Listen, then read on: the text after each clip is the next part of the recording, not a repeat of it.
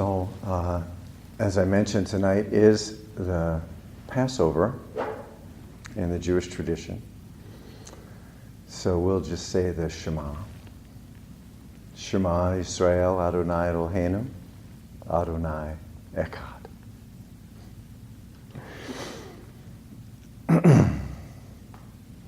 The Dharma is vast and subtle. We now have a chance to hear it, study it, and practice it. We vow to realize its true meaning.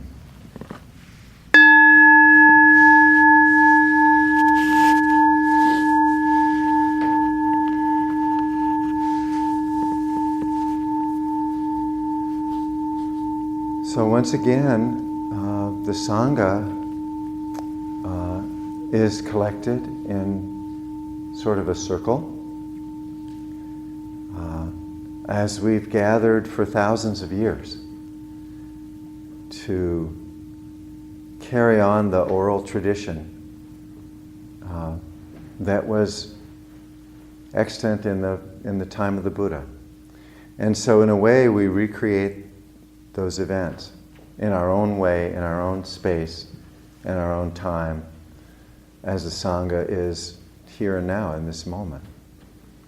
So I'm grateful for your presence, every one of you. It makes a big difference. And I'm grateful to have the opportunity to share in these teachings tonight. So Sherry was intending to talk on the Four Noble Truths, which really is bedrock Buddhism from any perspective, from any tradition.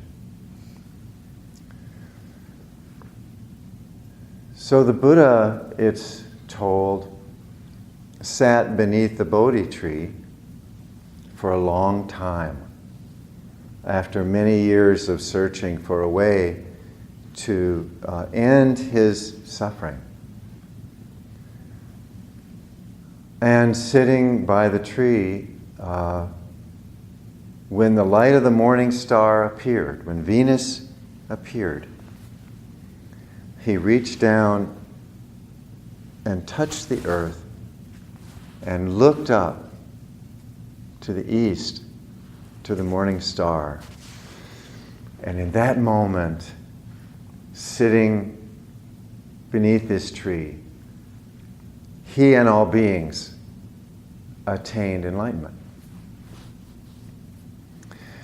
And I've been considering this image of the Buddha and the tree and the earth and the star. The Buddha wasn't on a sofa, wasn't indoors. The Buddha was supported by this tree, this ancient tree. And somehow it seems that the bodhicitta, the mind of love, which manifested in that person at that time, is the same energy that created the tree and that manifested in the star and in the earth. And that you cannot separate the moment of enlightenment in the human being from nature. That it, in fact, enlightenment itself is an outgrowth of the energy of nature.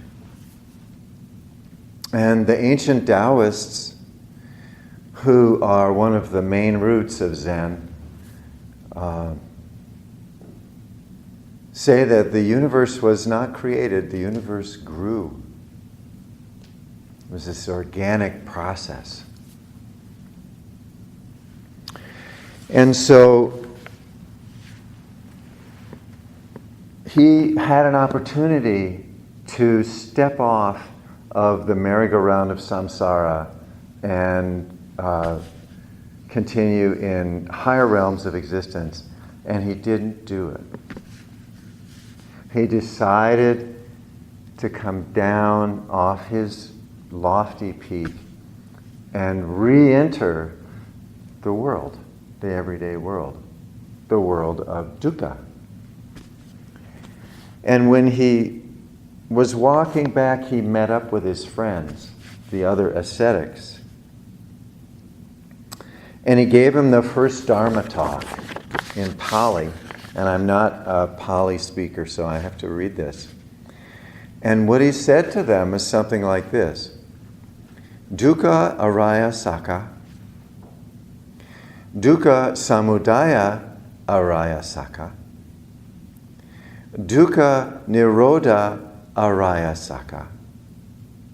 Dukkha nirodha gamini patipada araya saka. And those were the Four Noble Truths, or the Four Ennobling Truths. And the Buddha spent the next 50 years saying the same thing in different ways to different people in different places, different times. And that's what I'm saying to you tonight.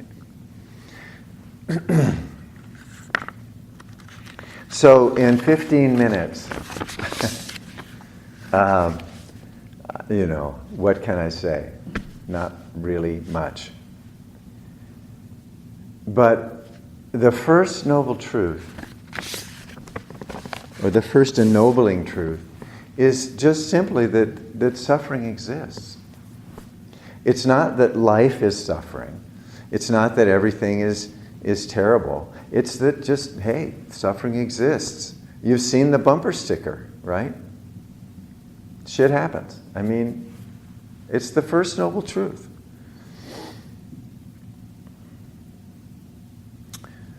And why is that obvious truth so important? And I'll tell you a story. Maybe some of you remember I told this story many years ago. When I lived in the country, I lived near White Mound Lake. And as all man-made lakes do, it began to fill up, to silt in.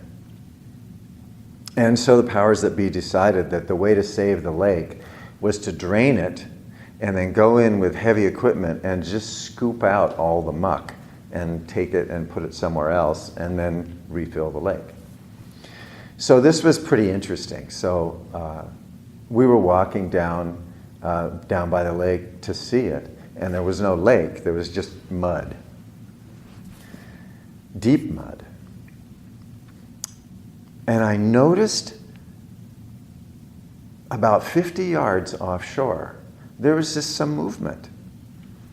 And as I looked closer, I could see that this was a fawn, mired up to its chest in the mud, that had somehow wandered in there and was struggling to move and couldn't move, just could move its head, but it couldn't get to shore.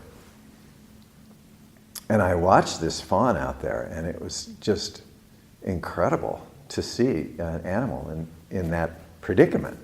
So I went to the warden's office, and we called, and sure enough, after about a half an hour, the DNR sent this big truck with these two big guys to rescue the deer. And it must have taken 3 hours for them to lay these boards out to the middle of this lake and get out there with ropes and harnesses, and they corralled this deer that was terrified.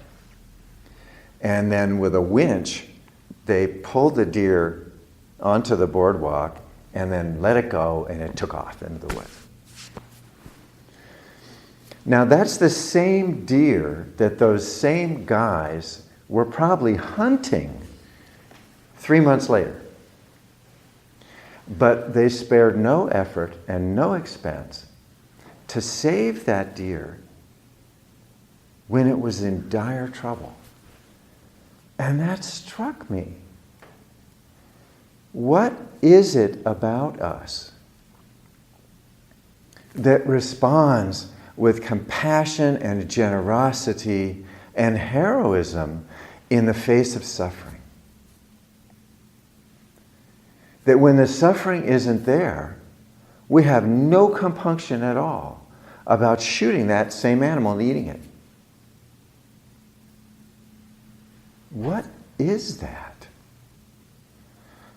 That's the bodhicitta, that's the mind of love that arises in the presence of suffering.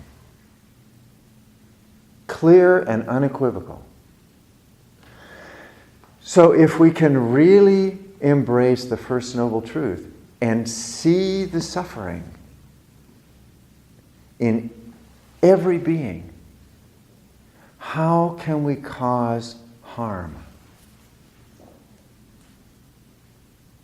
Not only that, we'll go to great lengths to save them. Every one of us will do that.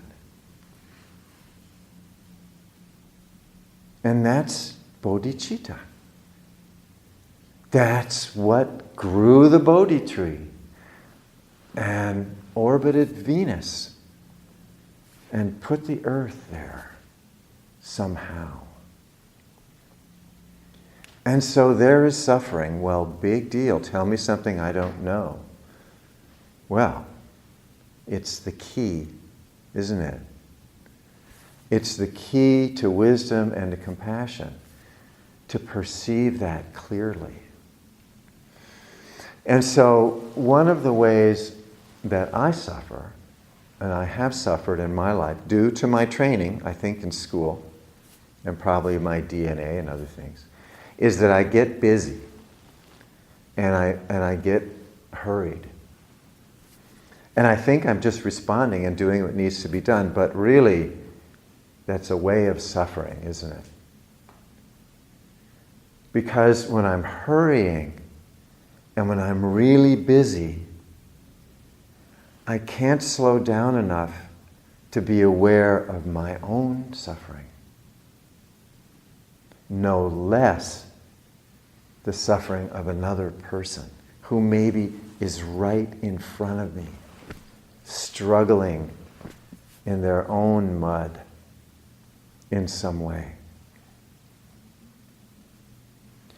And so, I've been practicing a long time, and I'm really still working on number one.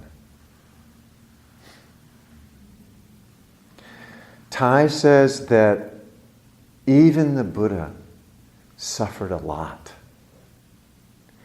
And that there is suffering, and there's a reason for suffering, and there's a way out of suffering, and the way out of suffering is the Noble Eightfold Path.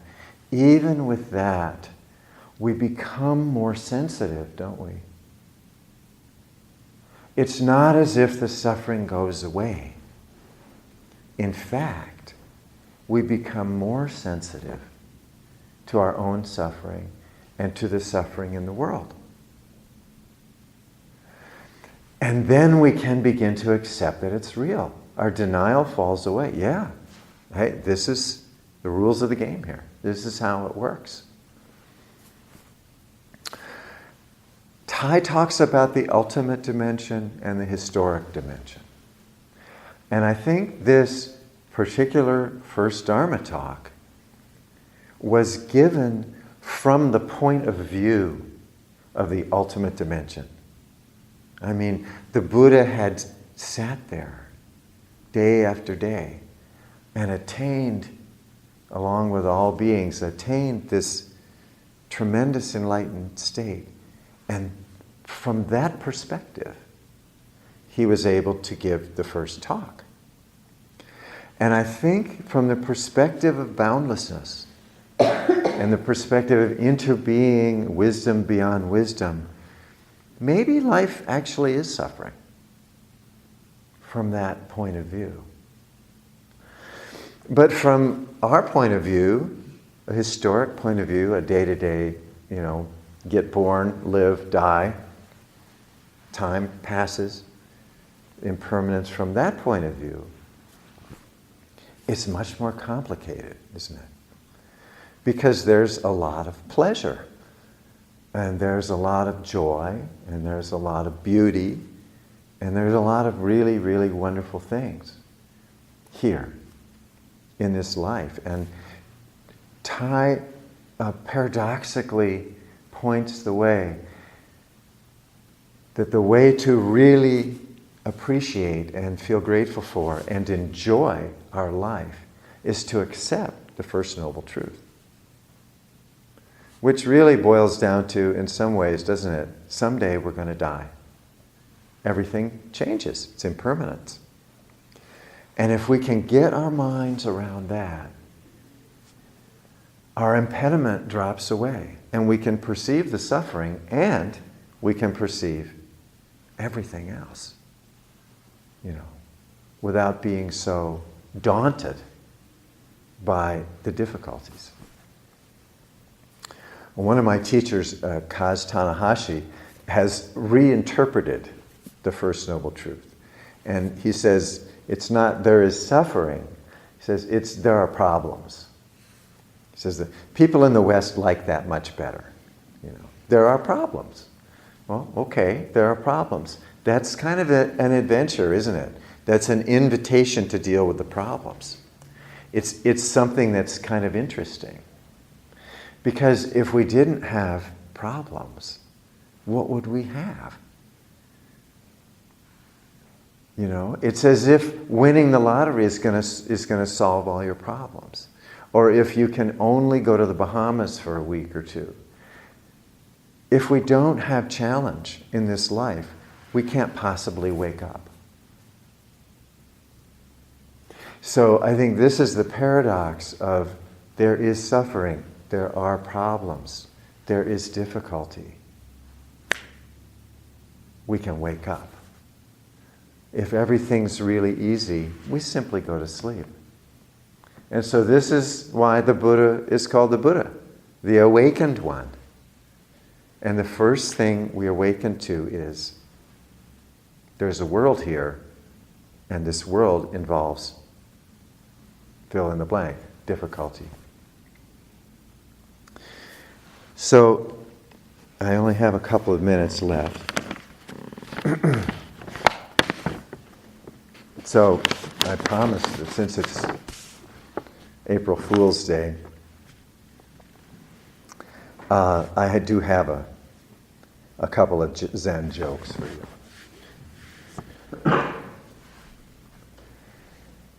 So my Zen master said to me, do the opposite of what I do. So I didn't.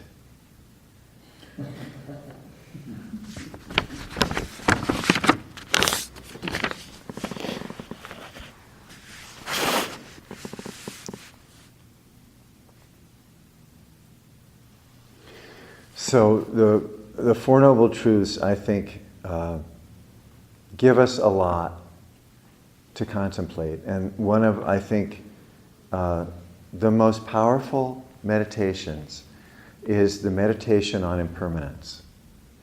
And if you haven't tried this one, I recommend it.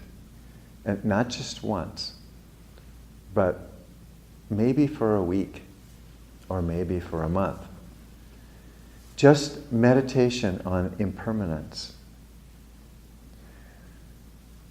I think that the First Noble Truth will become quite clear after a little while. Maybe even in our inability to concentrate on the question. So, meditation on impermanence. That happens to be one that I'm doing now again. Just to close, I'm going to read again the Pali. And this is very close to what the Buddha actually said 2,600 years ago. The first words spoken after the enlightenment experience. Dukkha araya sakha. Dukkha samudaya araya sakha. Dukkha nirodha araya sakha. Dukkha nirodha gamini patipada araya sakha. There is suffering. There are reasons for suffering. There's a way out of suffering. there's the Noble Eightfold Path.